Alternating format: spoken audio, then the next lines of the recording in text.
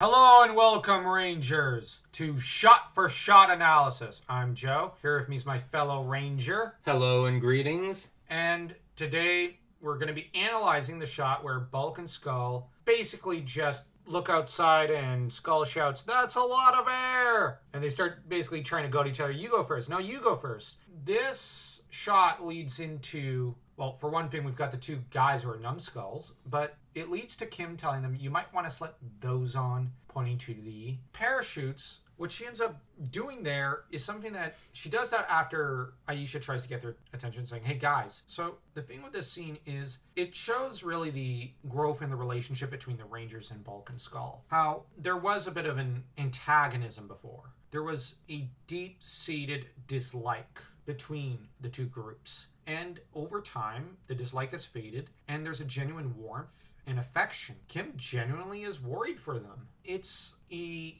interesting bond, especially since they used to sexually harass her. Both Bulk and Skull seem to fawn over Aisha in season 2, and they genuinely seem to have a warm bromance with Rocky. And then there's Adam. I think he's got the least friendly relationship with these two. I think you're right on that matter, because Adam is the shy one and often the shy ones are the ones bullied, so he'd be a bit more apprehensive when it comes to Bulk and Skull. Although the last few episodes of season 2 there's starting to be a bit of a rapprochement.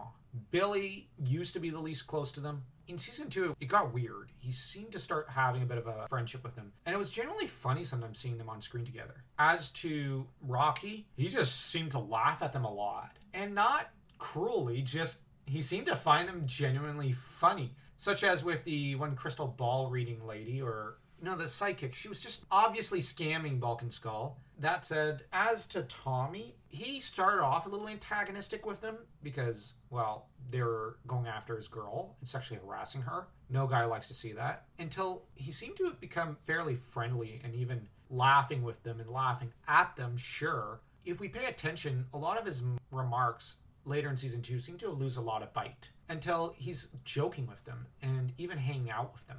Do think that's Rocky's and even Aisha's influence. But Bulk and Skull being able to tolerate on their end, the Rangers, no longer harassing Kim, genuinely being fond of Aisha and Rocky and Billy and Tommy. The two are treated like the Blitzes. You remember from How I Met Your Mother? Blitz. Yeah. They're treated like that, like the two who always missed a party. They're spoken of in warm tones by the Rangers. So that you have Bulk and Skull who get annoyed, but they act like the younger siblings of the Rangers, in a way. I can't help but think of Flash Thompson, how initially he had a bit of an antagonistic relationship with Peter, but soon after, as things developed, they became friends. This and that are rather different in a lot of the ideas and how it happened.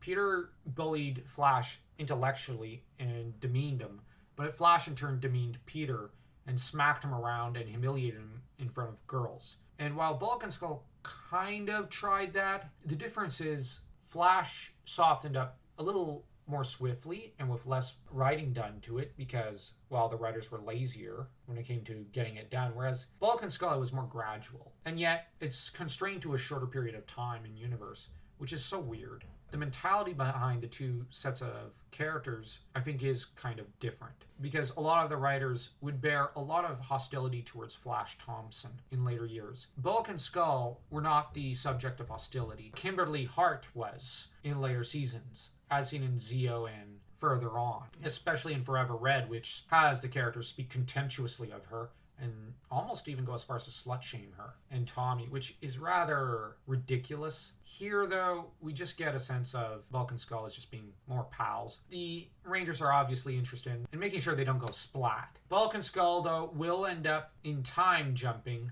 but the Rangers end up deciding to parachute before them. Bulk and Skull, as well as Flash, they were all inspired to become better people by being inspired by the heroes. I'm going to disagree on Bulk and Skull. They were not. They were not inspired by the Rangers to become better people. They're inspired by Aisha and Rocky in their civilian identities to become better people, which is marked contrasts. Because Flash was inspired by Spider-Man, not by Peter. That makes it rather different in some of the idea because in some ways the Spider-Man message is dumb in that regard because you have to be truly super heroic to inspire friendship with someone who might have once been your adversary. Whereas with Power Rangers, it was the ordinary day kindnesses that won over Bulk and Skull. That just being kind to someone, just as a regular person, seems to be the truly heroic thing that Power Rangers communicated there, I think.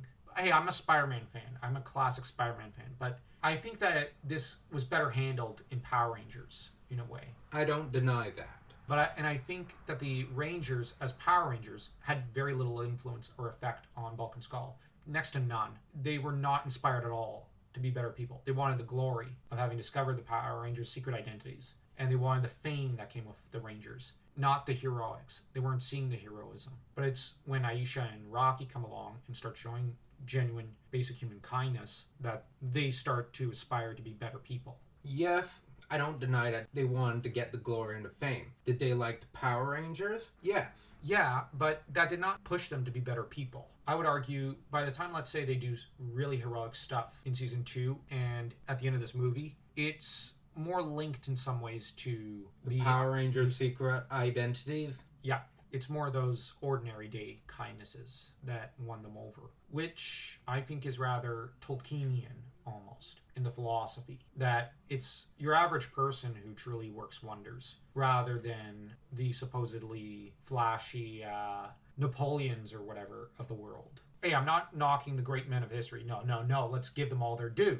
I'm just saying let's also give the ordinary everyday man and woman their due. And in some ways, Power Rangers shows, by showing the Rangers doing kindnesses every day as ordinary people, shows the true power of your average person. Although that said, Power Rangers has moved so far away from that in recent seasons that it's horrifying. At least that's my opinion. But anyways, tell us what your opinion is in the comments down below. And don't forget to smash that like and that subscribe button, like you're Billy smashing one of the ooze flunkies in the chest.